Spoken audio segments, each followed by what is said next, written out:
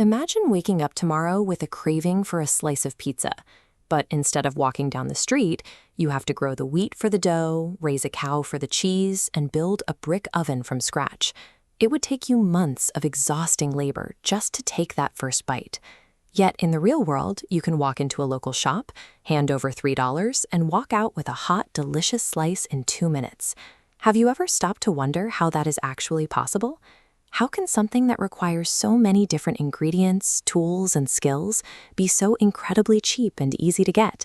That $3 slice of pizza is a daily miracle.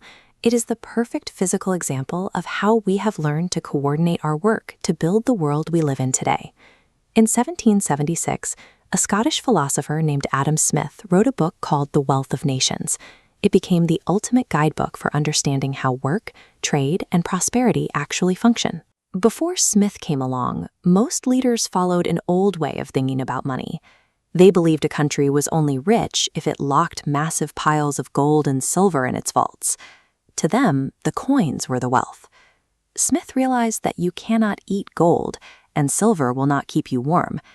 He argued that money is simply the ticket we use to trade.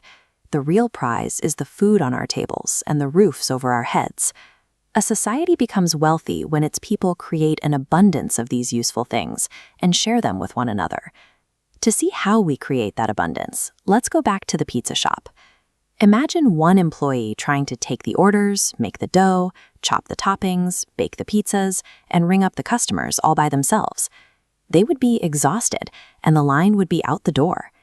Watch what happens when we divide the work. One chops ingredients, one spins dough, one manages the oven. Workers save time previously wasted switching between tools. As output numbers fly up, the team creates vastly more grids than individuals ever could alone. Smith saw this exact math playing out centuries ago. He observed manufacturing shops where workers divided up the steps to make everyday items, proving this is a consistent law of production. Dividing our labor allows a small group of people to accomplish what would be impossible for 1,000 people working in isolation. It turns a world of scarcity into a world of plenty. Now, think about the owner of that pizza shop. They do not wake up at 5 in the morning to heat up the ovens out of pure charity for the neighborhood. They work hard and try to sell the best product possible so they can make a profit, pay their bills, and feed their own family. Smith famously called this the invisible hand. By pursuing their own goals, the baker is guided to provide a valuable service. They feed the community as a direct result of helping themselves. This reaches far beyond pizza. The baker needs light, so they pay an electrician. The electrician needs tools, so they pay a factory. The factory needs power, which supports workers maintaining an entire electrical grid. Millions of people, working for their own benefit, are pulled together to provide everything a nation needs. When people are free to choose what to buy and sell, their personal drive to succeed becomes the most reliable way to provide for the needs of everyone else. Notice, too, that the pizza shop owner doesn't try to manufacture their own cardboard delivery boxes. That would take expensive machinery and skills they don't have. Instead, they buy them from a dedicated box maker. Smith pointed out a very practical rule. It never makes sense to try and build something yourself if it costs more to make than it does to simply buy from an expert.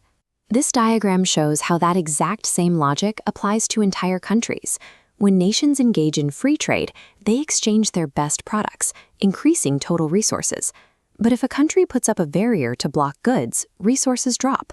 Lifting that barrier lets countries focus on natural advantages, trade for the rest, and watch abundance return. Restricting trade ultimately makes things more expensive and harder to get for the people living there. Open, free trade creates mutual wealth across borders. You can apply this exact same logic to your own life.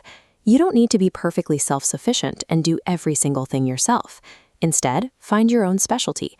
Identify the specific skills you excel at, use them to produce value for others, and then use the income you earn to trade for the things you aren't an expert in. Real wealth is found in the quality of the life you can live, the medical care you can receive, the education you can access, and the time to enjoy them. Specializing in what you do best allows you to produce more for the world, while free trade ensures you get the most back in return. Adam Smith wrote these ideas down in the 18th century, but they still provide the clearest map for how to navigate the modern economy and build a prosperous life today. Wealth is created by working together, specializing in our unique strengths, and trading freely with others. So I'd love to hear from you in the comments below. What is the one skill you want to specialize in? If you found this helpful, please like the video and subscribe to the channel for more simple book summaries that help you grow. Understanding these simple, everyday economic principles is the very first step to growing your own wealth. See you in the next video.